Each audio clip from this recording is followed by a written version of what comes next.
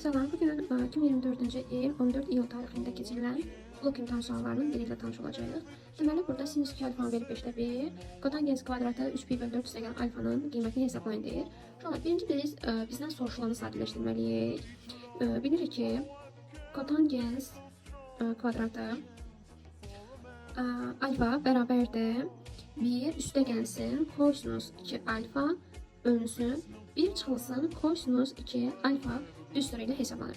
Yəni burada mən bunu tətbiq edəcəm bu misalda.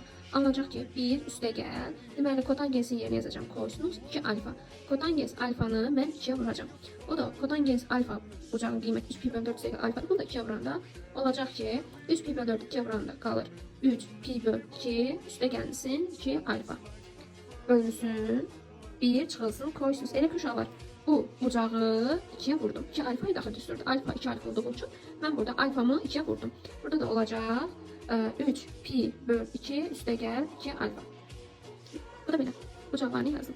Elə ki bu düstur, buna bərabərdir. İndi burada çevirmə düsturunu istifadə edəcəm. Pi'nin məxrəcindəki olduğu üçün ad dəyişəcək.